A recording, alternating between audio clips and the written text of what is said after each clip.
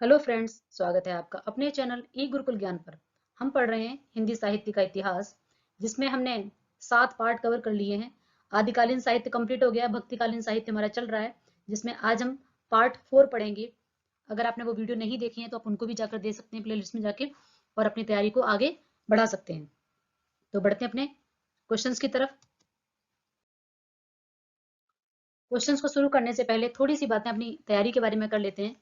आप किसी भी टाइम पढ़िए, चाहे आप सुबह पढ़िए चाहे आप रात को पढ़िए, हर किसी की पढ़ने के जो तरीका होता है वो अलग अलग होता है। कोई बच्चे देर रात तक पढ़ते हैं, कोई सुबह जल्दी उठना चाहते हैं, लेकिन हाँ, अगर आप सुबह जल्दी उठ के पढ़ते हैं तो आपके पास समय ज़्यादा हो जाता है। वैसे आपकी बॉडी जो आपको, जैसे ही आपको लगता है कि मेरी बॉडी ये सहन कर सकती है, जितना मैं सहन कर सकता हूँ उतनी आप तैयारी कीजिए। कई बार क्या होता है कि ज़्यादा प्रेशर में आके अपनी तबीयत खराब कर लेते हैं और फिर हमारा लंबा गैप हो जाता है, 3-4 दिन बीमार पड़ जाते हैं फिर हमारा। ऐसा आपको नहीं करना है, ठीक है। लेकिन धीरे धीरे अपनी तैयारी के लिए अपने शरीर को क्या करना है, आपको बढ़ाना है टाइम। आप आधा घंटे पढ़िए, फिर उसमें 5 मिनट और ऐड कर लीजिए। ऐसे करते करते टाइम को इंक्रीज करना है। आप जान लीजिए कि जो रास्ता आपको कंफर्ट, ठीक है, आपको लगता है इसमें कंफर्ट मिल रहा है, आपको अब किसी भी चीज के लिए कंफर्ट मिल रहा है, वो रास्ता कभी मंजिल तक नहीं जाता है। क्योंकि मंजिल वाला रास्ता जो है बहुत ही चुनौतीपूर्ण भरा होता है। क्योंकि जितने भी व्यक्ति हुए हैं सबने चुनौती संघर्ष स्वीकार किया है। अगर आप संघर्ष से कंफर्ट चाहेंगे तो फिर आप सफलता हासिल नहीं कर पाएंगे। संघर्ष आपको करना ही पड़ेगा, संघर्ष से आप भाग नहीं सकते। क्योंकि जो व्यक्ति जीवन में कभी संघर्ष से परिचित नहीं हुआ, इतिहास गवाह है कि वो कभी चर्चित नहीं हुआ। तो इसी के साथ हम बढ़ते हैं अपने क्वेश्चंस की तरफ। उम्मीद है कि आप अपनी तैयारी को मन लगा के कर रहे होंगे और निश्चित तौर पर आपको सफलता मिलेगी। पहला क्वेश्चन है हमारा आज की सीरीज का, विनय पत्रिका की भाषा कौन सी है, आपको बताना है। मैंने आपको कल बताया था, क्योंकि हम भक्तिकालीन साहित्य को पढ़ रहे हैं, तो इसमें जो तुलसीदास जी की रचनाएं हैं उनमें आप देखेंगे जो अवली वाली है, जैसे आप देखेंगे कौन कौन सी है, गीतावली, कृष्ण गीतावली, कवितावली, दोहावली और विनय पत्रिका, ठीक है। ये आपकी कौन सी भाषा की है, ब्रज भाषा की। तुलसीदास अवधि और ब्रज भाषा पर उनको समान रूप से अधिकार है, दोनों ही भाषाओं पर, ठीक है। और जितने में रामायण आ रहा है, बर्वे रामायण और उनकी, ठीक है, वो सारी की सारी रचनाएं जो है वो कैसी हैं, आपके अवधि भाषा में है, ठीक है। याद रखना, छोटा सा तरीका आप अगर पहचान लेंगे, इससे काफी हद तक उनकी रचनाएं आप ब्रज भाषा वाली पहचान लेंगे। जितनी भी है, दोहावली, कवितावली, कृष्ण गीतावली, विनय पत्रिका, ठीक है, ये सभी रचनाएं कैसी हैं, ब्रज भाषा में है। अगला क्वेश्चन है तुलसीदास जी की रचना का ही है, बर्वे रामायण में कितने कांड और छंद हैं, ठीक है। अब आपको बताना है कि बर्वे रामायण जो है रचना, यहाँ से पहले तो आपको ये क्वेश्चन एक नोट कर लेना है, ठीक है, कि बर्वे रामायण जो रचना किसकी है, तुलसीदास जी की है। किसकी रचना है, तुलसीदास जी की। अब यहाँ पर पूछा गया कांड, ठीक है, जैसे रामचरितमानस जो है तुलसीदास की रचना है, और छंद, ठीक है। इसमें 3 क्वेश्चन है आपको बताना। बर्वे रामायण जो है, ठीक है, वो किसकी रचना, तुलसीदास जी की। उसमें कितने कांड हैं, और अलग से क्वेश्चन बन सकता है उसमें कितने छंद हैं, आपको बताना है, ठीक है। तो ऑप्शन है इसका, इसमें आपके 7 कांड हैं और 79 69 छंद है, ठीक है। अब यहाँ पर एक जो क्वेश्चन है, इसके लिए मैं छोटी सी ट्रिक बता रही हूँ आपको। जब भी मेरी वीडियो सुननी है, आप कॉपी पेन लेकर बैठिए, कुछ एडिशनल मैं बताती हूँ, उनको भी नोट करते जाया करो। जैसे मैंने अभी आपको बताया, कवितावली, दोहावली, कृष्ण गीतावली, ठीक है, विनय पत्रिका, ये सभी कैसी अवली वाली रचनाएं हैं जो वो ब्रज भाषा में है। इस तरीके दूसरे क्वेश्चन की बात करते हैं, तो आपको इसमें नोट कर लो आप ये, कि तुलसीदास जी के 3 खंड काव्य हैं, विनय पत्रिका, जानकी मंगल, पार्वती मंगल, ये इनके खंड काव्य हैं, ठीक है। अब 7 सर्गों वाली रचनाएं कितनी है, तुलसीदास जी की 7 सर्गों वाली, 7 कांड वाली रचनाएं कौन कौन सी है। एक है आपकी रामचरितमानस, इनकी संख्या कितनी है, 4। रामचरितमानस, रामाज्ञा प्रश्नावली, कवितावली और गीतावली, ये इनकी 7 रचनाओं वाली जो रचनाएं हैं, ठीक है। इनको आप नोट कर लीजिए, रिपीट कर रही हूँ मैं, रामचरितमानस, रामाज्ञा प्रश्नावली, कवितावली और गीतावली, ये 7 कांड वाली, 7 सर्ग वाली रचनाएं हैं। और जो बर्वे रामायण है, ये है 69, इसमें 69 जो है छंद है। बर्वे रामायण आपको पता, जो बर्वे नाय का भेद रहीम दास जी ने लिखा था। किसने लिखा था, रहीम दास जी ने। रहीम दास जी के कहने पर ही तुलसीदास जी ने बर्वे रामायण लिखा, ठीक है। अगले क्वेश्चन तरफ बढ़ते हैं, संत तुलसी को दोहावली में कुल कितने। अब यहाँ पर संत तुलसी की दोहावली, ठीक है, अब यहाँ पर आगे ना अवली, अगर दोहावली में आपको भाषा पूछी जाए तो कौन सी भाषा होगी, ब्रज भाषा। कौन सी होगी, ब्रज भाषा, ठीक है। आपको बताना है इसमें कौन सी भाषा है, ब्रज भाषा है, ठीक है। और इसमें आपको पूछा गया है कि कुल कितने दोहे हैं, ठीक है। तो इसमें दोहों की संख्या है 572, या फिर कहीं कहीं पर आपको 73 भी मिल जाएगी। इस चीज को आपको ध्यान रखना है, ठीक है। ये 73 भी हो सकती है, 72 भी हो सकती है, 572 या 73। तो आप इसको नोट कर लीजिए, ऑप्शन में अगर आपको 72 या 73 मिलती है, लेकिन 500 होगा। जैसे यहाँ 72 लेकिन 300 दे रखा है, 572 या 573 ये है। और दोहावली की भाषा कौन सी होगी? ब्रज भाषा। ठीक है, अगला क्वेश्चन है, दुल्हन गावो मंगलचार, मंगलाचार, हम घर आए हों राजा राम भरतार। अब यहाँ पर ये, ठीक है, मंगल ये आप इसमें तुलसीदास जी को नहीं लगा देना, ये हमारी रचना है, जो पंक्ति है वो कबीरदास जी की है। ठीक है, ये निर्गुण उपासक थे, ये जो राम है इनके वो कौन से है? निर्गुण उपासक राम है। ठीक है, राम जो है भगवान राम को इन्होंने बताया, राजा राम कौन है इनके? निर्गुण उपासक राम है, कबीरदास जी के। अगला क्वेश्चन है हमारा, कल कुटिल जीव निस्तार हित वाल्मीकि तुलसी भयो। ठीक है, कल कुटिल जीव निस्तार हित वाल्मीकि तुलसी भयो, ये पंक्ति है किसकी है? ठीक है, नावादास की, अग्रदास की, तुलसीदास की या फिर प्रियदास की। ये सभी चारों जो आपके नीचे लेखक हैं, ये सभी के सभी राम भक्त हैं।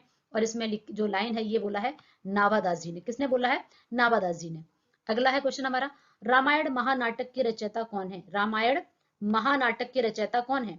आपको बताना है यहाँ पर, रामचरण दास, प्राणचंद्र चौहान, हरिचरण दास या जानकी प्रसाद। याद रखेंगे इसको। आप देखते हो ना कि रामलीला हमारे जगह जगह शहरों में, गांव में रामलीला भगवान रामचंद्र को जब मनाते हैं, ठीक है, रामनवमी मनाते हैं, तो रामलीला भी लगती है। ठीक है, मान लीजिए आपके मोहल्ले में या पर कहीं पर भी एक कोई है प्राणचंद्र चौहान जी, ठीक है, उन्होंने क्या लगवाया? रामायण महानाटक। रामायण जो है उसका महानाटक, रामलीला हो रही है तो रामायण महानाटक है। ठीक है, रामायण महानाटक कौन करवा रहा है? प्राणचंद्र चौहान। ठीक है, ऐसी रामायण जिसमें मतलब जैसे पात्र होते हैं एकदम, ठीक है, बहुत ही अच्छे तरीके से महानाटक करवा रहे हैं। कौन करवा रहा है? प्राणचंद्र चौहान जी। अगर आप दो एक बार बोलेंगे तो आपको याद हो जाएगा। रामायण महानाटक कौन करा रहा है? प्राणचंद्र चौहान। ठीक है, रामलीला जगह जगह होती है तो आप उससे याद रख सकते हो, जगह जगह पर्चे बट जाते हैं, रामलीला हो रही है, कौन करा रहा है, तो वैसे आप, किसने कराई है? प्राणचंद्र चौहान ने। कौन से?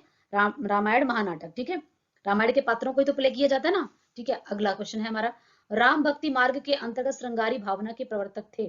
ठीक है, राम भक्ति मार्ग में आप देखेंगे भगवान राम की भी ना, जैसे कृष्ण की माधुर्य भाव, दास्य भाव, अलग अलग तरीके से भक्ति की है, वैसी भगवान राम की भी भक्ति अलग अलग तरीके से। किसने कैसे की है? तो यहाँ पर श्रृंगारी भाव से जो है भक्ति किसने की है? वो है रामचरण दास, राम के चरणों में। ठीक है, श्रृंगारी भाव से शक्ति की है रामचरण दास जी ने। ठीक है, राम के चरणों में दास। ठीक है, तो श्रृंगारी भाव से राम भक्ति की है किसने? रामचरण दास जी ने। अगला क्वेश्चन है हमारा, सीताराम की को युगल सरकार का संबोधन करने के मत के लोग कौन से हैं? यहाँ पर कुछ संप्रदाय दिए हैं, हरिदासी संप्रदाय, सखी संप्रदाय, स्त्री संप्रदाय। ठीक है, इसी प्रकार से स्वसुखी शाखा, ठीक है, संप्रदाय। तो यहाँ पर बोला गया है कि सीताराम यानी कि युगल सरकार मतलब सीताराम की जोड़ी के एक साथ पूजा करने वाले लोग, उनको मानने वाले लोग कौन से हैं? आपने देखा होगा, सीताराम सीताराम जपिए, जाई विधि राखे राम, बाही विधि रहिए। जब सीताराम की भक्ति करते हैं, ठीक है, जब सीताराम की भक्ति करते हैं, स्वसुखी, स्वयं ही सुखी हो जाते हैं। कैसे हो जाते हैं? स्व मतलब स्वयं, स्वयं में सुखी हो जाते हैं, हमें किसी की आवश्यकता नहीं पड़ती, हम स्वयं ही सुखी हो जाते हैं जब सीताराम सीताराम जपते रहते हैं। अगला क्वेश्चन है, नावादास के गुरु का क्या नाम है? नावादास, ठीक है, इनके गुरु का क्या नाम है? इनके, जब देखो, जब लोग नवके चलते हैं, जब लोग नवके चलते हैं तो हमेशा आगे रहते हैं। ठीक है, अग्रदास, अग्रदास, नावादास, अग्रदास, नावादास, अग्रदास। ठीक है, नावादास, अग्रदास। ठीक है, अगला है आपका, भक्तमाल के टीकाकार निम्न में से कौन है? टीका टिप्पणी करने वाले आलोचक होते हैं, तो भक्तमाल पर टीका किसने लिखी है? नावादास ने, प्रियादास ने, अग्रदास ने या फिर तुलसीदास ने? आपको बताना है कि इस पर किसने लिखा है? नावादास ने। ठीक है, भक्तमाल पे नावादास, प्रियदास आपको बताना। अब इसमें उठाइए कुछ आप शब्द कैसे ऐड कर सकते हैं। भक्तमाल, भक्त जो माला चढ़ाते हैं भगवान को, ठीक है, भक्त जो माला चढ़ाते हैं, भक्तमाल, माल मतलब माला, ठीक है, भक्त माल जो चढ़ाते हैं भगवान को बहुत प्रिय रहती है। भक्त जो माला चढ़ाते हैं भगवान को, वो कैसी होती है? प्रिय। ठीक है, अपने दासों, भगवान के जो दास होते हैं, उनको जो भक्त होते हैं, दास और भक्त एक ही बात होती है, वो माला चढ़ाते हैं भगवान को, बहुत प्रिय होती है वो। ठीक है, भगवान पे जो माला चढ़ाते हैं दास उनके, भक्त उनके, तो भगवान को माला वो कैसी रहती है? बहुत प्रिय। तो कौन हो जाएंगे? प्रियादास। ठीक है, भक्तमाल के टीकाकार। ठीक है, अगला क्वेश्चन है आपका, रॉस पंचाध्यायी के रचयिता निम्न में से कौन है? रास पंचाध्यायी के रचयिता कौन है? ये है आपके नंददास। ठीक है, नंददास की बहुत सी रचनाएं हैं, जिसमें रास पंचाध्यायी जो है वो काफी प्रसिद्ध रचना है इनकी। अगला क्वेश्चन है, भक्त नाम बलि। ठीक है, भक्त नामावली, भक्त नामावली किसकी रचना है? अब यहाँ पर भक्त माला थी। ठीक है, भक्तों की माला कैसी होती है? प्रिय लगती है। भक्तों की माला भगवान को कैसी लगती है? प्रिय लगती है। अब यहाँ पे भक्त नामावली, नामा में आपको क्या निकल रहा है? नाम निकल रहा है। क्या निकल रहा है आपका? नाम निकल रहा है। ठीक है, अब आप देखो यहाँ पर भक्त निकल रहा है, भक्तों में एक नाम ऐसा है, ठीक है, भक्तों में एक नाम ऐसा है जो सबसे ज्यादा अलग है। ऐसी भक्ति हर कोई चाहता है कि ऐसी भक्ति हमें भी मिले, वो ध्रुव। ठीक है, ध्रुव दास, ध्रुव तारा, ठीक है, जो हमेशा हमेशा हम देखते हैं ना ध्रुव, तो ध्रुव ने भगवान की भक्ति इस प्रकार से की कि अपना नाम सबसे ऊपर लिखा लिया। भक्तों में सबसे ऊपर नाम किसका है? ध्रुव दास का, भक्ति में, ठीक है। ध्रुव दास की भक्ति जो है ध्रुव तारा बनकर, ठीक है, आसमान में उनका नाम ही सबसे अलग है। तो भक्त नामावली, भक्ति में ऐसा नाम लिखाया ध्रुव दास ने कि वो हमेशा हमेशा के लिए अमर हो गए, हमेशा हमेशा के लिए उनका नाम जो है भक्ति में सबसे ऊपर हो गया, ठीक है। तो ध्रुव दास ने भक्त नामावली, भक्त में नाम किसने लिखा है? ध्रुव, ठीक है, ध्रुव तारा जो है, ठीक है, तारा बन के, ऐसे आप कर सकते हो। अगला क्वेश्चन, निम्नलिखित में से भक्ति आंदोलन को लोक जागरण किसने कहा है? अब यहाँ पर देखिए, एक दो नाम मैं आपको उसी बार बार उसी ट्रिक से बता रही हूँ जिससे आपको याद रहे कि जब भी ऐसी बात बताई जाए तो आप उनको उन्हीं का नाम याद रहे। यहाँ पे देखो, लोक जागरण, लोक मतलब जनता, ठीक है, जनता को अगर जगाना है, भक्ति आंदोलन, हम सब जानते हैं कि भक्ति काल, ठीक है, भक्ति आंदोलन अगर मैं, भक्ति ही एक ऐसा तरीका है जहां पर हमें किसी संविधान की, किसी नियम की आवश्यकता नहीं पड़ती। आप देखते रेड लाइट पे अगर वहां पे कोई खड़ा हमें देख नहीं रहा है, कैमरा नहीं लगा, तो हम फटाक से रेड लाइट क्रॉस कर लेते हैं। लेकिन अगर भक्ति यानी कहीं पर कोई कैमरे की आवश्यकता नहीं, कोई नियम, कोई संविधान की आवश्यकता नहीं, हमारे अंदर ही हमें खुद पता रहता है कि हम ये गलत काम कर रहे हैं और हमें इसमें पाप और पुण्य मिलेगा, हमें, तो वो भक्ति जो है वो लोगों को जागरूक का बहुत ज्यादा जागरूक करती है, ठीक है, भक्ति। तो यहाँ पर ये बात कौन कह रहा है? हजारों लोग कहते हैं। अब किसी भी धर्म को उठा के देखिए, वहां पर क्या लिखा है? हमें सत्य पर, ठीक है, सारे काम हमें अच्छे करने, सारे जो हम अपने नियम बनाते हैं, सरकारी नियम बनते हैं, सब तोड़ देते हैं। लेकिन भक्ति का नियम चाहे अकेले हो, घर में हो, बाहर हो, कहीं पर भी हो, समाज में हो, हम कभी नहीं तोड़ते हैं, क्योंकि भक्ति, ठीक है, हजारों लोग कहते हैं कि भक्ति, ठीक है, तो यहाँ पर हजारों से क्या बन जाएगा? हजारी प्रसाद। भक्ति आंदोलन को लोक जागरण, जनता को अगर जगाना है, लोगों को जगाना है, तो कैसा आंदोलन है? भक्ति। ये बात कौन कह रहा है? हजारों लोग कह रहे हैं। तो याद हो जाएगा आपको। अगला क्वेश्चन है, बुद्ध देव के बाद भारत के सर्वाधिक बड़े लोक नायक तुलसीदास हैं। ये बात कि भगवान बुद्ध के बाद अगर कोई लोक नायक है, क्योंकि रामचरितमानस, हम वाल्मीकि की रामायण को कोई नहीं पढ़ता, लेकिन तुलसीदास की रामचरितमानस सब कोई गाता है। आपके गांव गांव में, घर घर में सबको मिल जाएगी। तुलसीदास जी के द्वारा लिखी हुई रामचरितमानस ही गाई जाती है, उसी को लोग अध्ययन करते हैं, उसी का लोग जाप करते हैं। वाल्मीकि की रामायण को कोई नहीं, ठीक है, वो टिपिकल संस्कृत में लिखी हुई है, विशुद्ध है, जिसको पढ़ना लोगों के लिए मुश्किल है। लेकिन तुलसीदास की जो रामचरितमानस है वो घर घर में विख्यात है। तो बुद्ध देव के बाद तुलसीदास ही ऐसे लोक नायक हैं, ठीक है। लोक नायक की संज्ञा किसने दी है? ये दी है ग्रियसन ने, ठीक है। लोक का नायक तो कोई सन ही हो सकता है, ठीक है, सन, सन मतलब बेटा, ठीक है। लोक का नायक कौन है? सन, ठीक है, आप ऐसे याद रख सकते हो। अगला क्वेश्चन, रामचरितमानस में वक्ता श्रोता युग्म कितने हैं? ये मोस्ट इंपोर्टेंट क्वेश्चन है। यहाँ पर आपको संख्या पूछी गई है, कई बार आपको चार ऑप्शन में वो इसके संख्या जो आंसर है वो मैं आपको बता ही देती हूँ, ठीक है, फिर आपको एक्स्ट्रा समझाती हूँ इसमें लिखने के लिए। देखो चार ही है, ठीक है, वक्ता श्रोतों की संख्या चार है, और एमसीक्यू क्वेश्चन हमेशा आपको चार ऑप्शन मिलते हैं, ठीक है। तो यहाँ पर क्या करेंगे? वक्ता श्रोता में ऑप्शन गलत करके दे देंगे आपको किसी एक का, या मैचिंग करने को दे देंगे, ठीक है।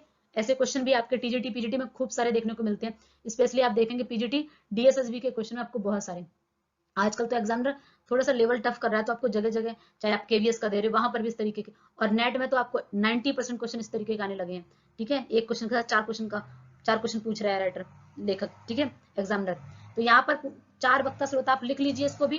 पहला आपका शिव पार्वती, पहला वक्ता कौन है? शिव जी।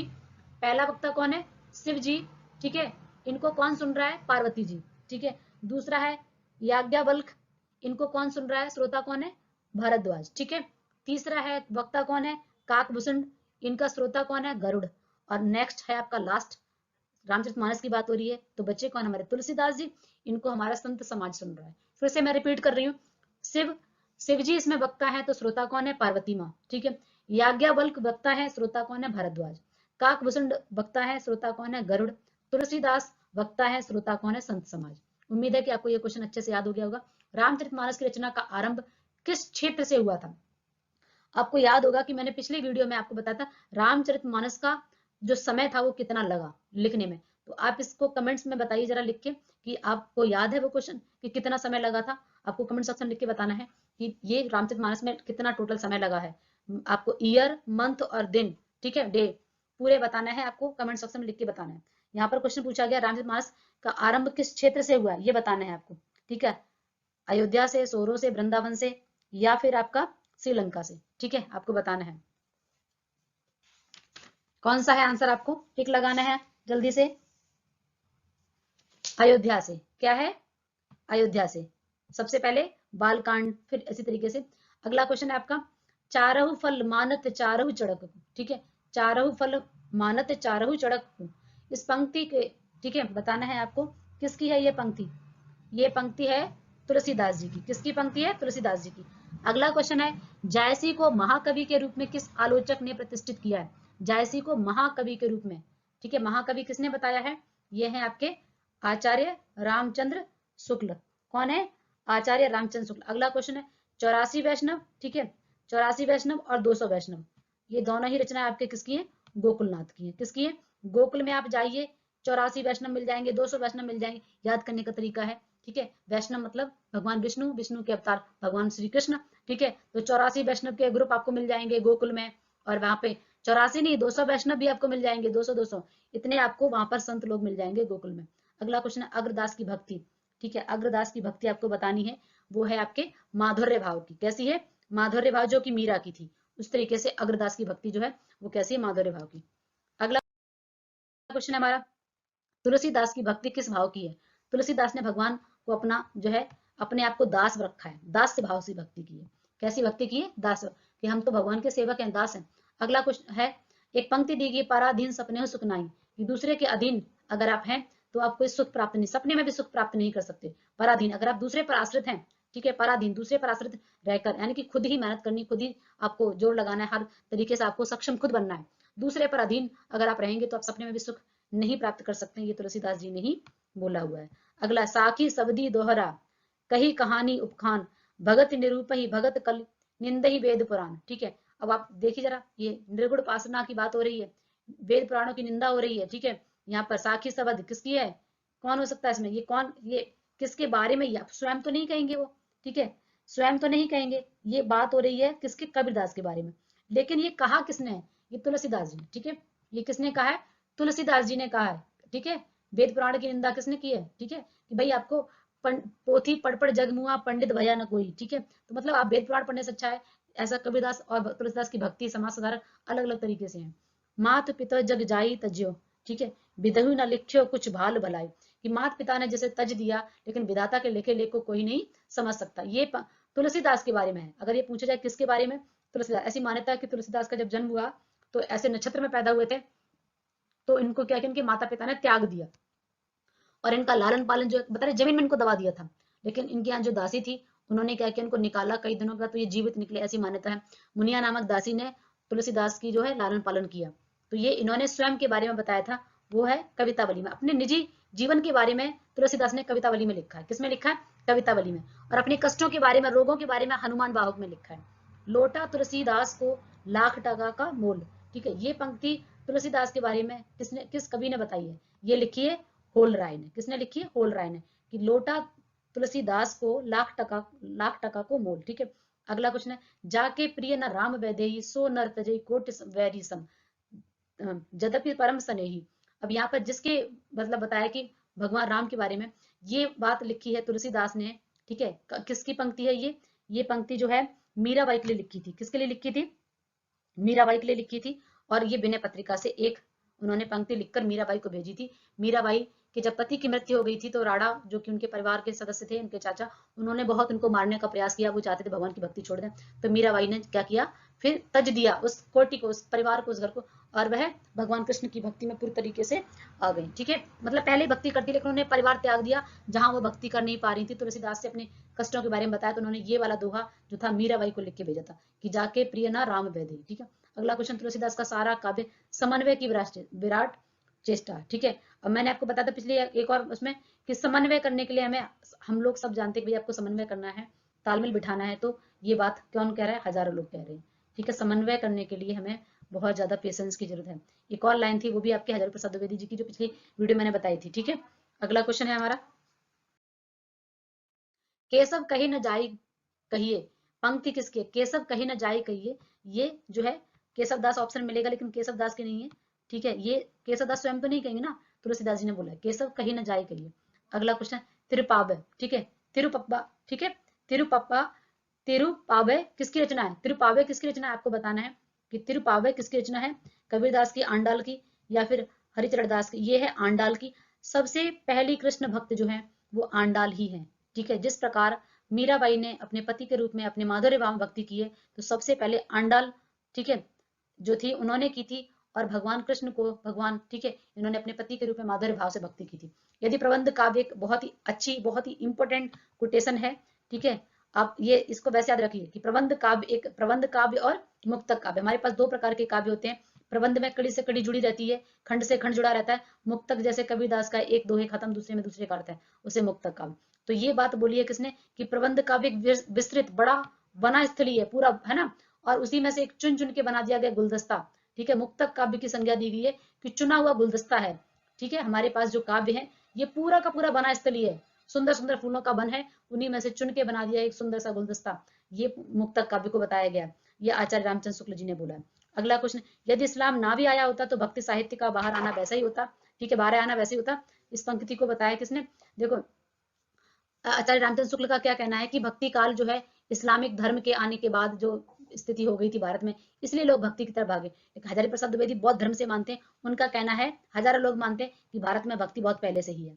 हजारों लोग मानते हैं कि बौद्ध काल से ही विदेशी जो थे भारत की तरफ अग्रसर हुए थे, नेपाल, चाइना, जापान, ठीक है, श्रीलंका, सब भारत की भक्ति की तरफ आए। तो इस्लाम धर्म ना भी आता तो भी भक्ति का बार आना वैसे ही होता जैसा पहले था। अगला है, पद्मावत की रचना किस शासक के काल में हुई थी? ये है आपके औरंगजेब के काल का, अगर आपने मूवी देखी, ठीक है, ये कौन है? औरंगजेब। अगला क्वेश्चन, जैसी सूफियों के अद्वैतवाद तक ही नहीं रहे, वेदांत के अद्वैत तक पहुंचे। अद्वैतवाद विशिष्ट, शंकराचार्य अद्वैत, याद आया आपको, ठीक है, विशिष्ट अद्वैतवाद शंकराचार्य, ठीक है। तो ये लाइन जो है वो किसने बोली है, आपको बताना है कि ये जो लाइन है कि जायसी के बारे में बोली है, किसने बोली है? ये आपकी बोली है आचार्य रामचंद्र शुक्ल जी ने, ठीक है। इन्होंने कबीरदास को छोड़ के शुक्ल जी ने जायसी पर, ठीक है, तुलसीदास पर अच्छा खासा लिखा हुआ है। अगला क्वेश्चन है हमारा,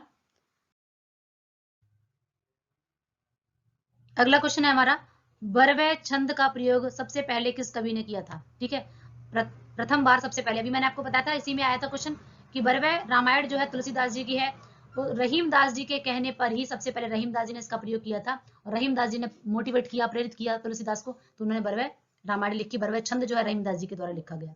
अगला क्वेश्चन है हमारा, पद्मावत को अन्योक्ति और समासोक्ति, ठीक है, पद्मावत में बहुत सारे अन्योक्ति और समासोक्ति जो है वो काव्य कहने वाले जो है आलोचक कौन है? ये बोला है आचार्य रामचंद्र शुक्ल जी ने, आचार्य रामचंद्र शुक्ल जी ने। अगला क्वेश्चन है, कवित्व विवेक एक नहीं मोरे, कवित्व विवेक एक नहीं मोरे, ये पंक्ति जो है वो तुलसीदास जी की है। अगला क्वेश्चन है, काहे बिन रायो न परत, काहे राम रस न परत, पंक्ति तुलसी के किस काव्य ग्रंथ की है? ठीक है, ये वाली जो लाइन है वो किस में से, चारों ही रचनाएं किसकी हैं? तुलसीदास जी की, रामचरितमानस, दोहावली, कवितावली, गीतावली, ठीक है। तो अवली, अवली ये आपकी ब्रजभाषा, विनय पत्रिका, ये ब्रजभाषा, ये जो पंक्ति है वो विनय पत्रिका की है। किसकी है? विनय पत्रिका की। योग चिंतामणि किसकी रचना है? योग चिंतामणि आपके रामानंद जी की है। किसकी है? रामानंद जी की। अगला क्वेश्चन है, रामचरितमानस की रचना गोसाई यानी कि तुलसीदास जी ने कब प्रारंभ की थी? ये पिछले क्वेश्चन में मैंने आपको बताया था, उनका समय कितना लगा रामचरितमानस में, आपको पूछा मैंने, आपको लिख के बताना है कि टोटल समय कितना लगा, लेकिन प्रारंभ कब हुई थी? 1574 में। कब हुई थी? 1574 में। किस कवि को हिंदी का जातीय कवि कहा जाता है? तुलसीदास को हिंदी का जातीय कवि कहा जाता है। अच्छे से तैयारी करते रहें, 2 से 3 बार वीडियो को सुनेंगे, निश्चित तौर पर आपको क्वेश्चन याद हो जाएंगे। आप थ्योरी पढ़ो, फिर से क्वेश्चन लगाओ, इंपोर्टेंट नोट्स बनाओ और बार बार रिवीजन करते रहें, 100% आपको सफलता मिलेगी। पढ़ते रहें और आगे बढ़ते रहें। धन्यवाद।